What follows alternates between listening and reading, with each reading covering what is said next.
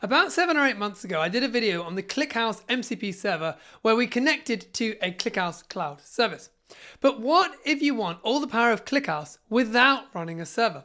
Enter chDB, a fast in-process SQL OLAP engine powered by ClickHouse. And the ClickHouse MCP server now supports chDB, making it even easier to run ClickHouse queries directly in a conversation with an LLM. We'll see how to use the ClickHouse MCP server in chDB mode using Claude Desktop. First, we'll go to settings. I'm using Command plus comma to get to that menu, and then we'll click developer, and we can see our ClickHouse MCP server is running. Let's look at the config file to see how we did that. So I'll grab the config path and then we'll have a look at it in Vim. And you can see at the top we've got the same command. So we're using UV to run the MCP ClickHouse package.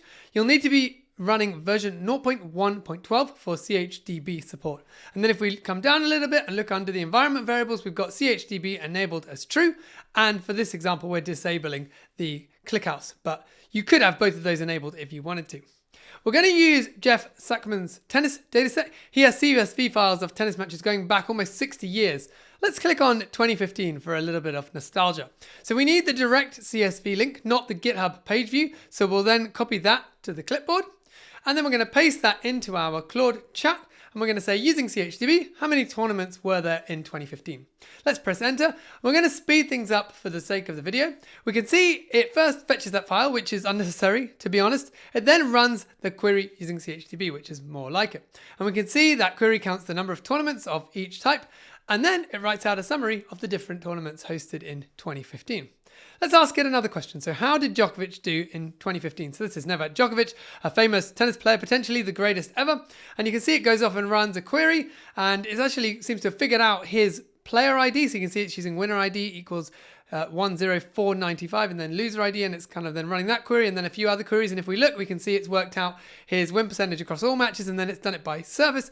And eventually we get this summary telling us he had an absolutely dominant 2015 season. It's worked out how many matches he played, his performance by different tournament levels, and then the Grand Slams he won and the Masters events that he won.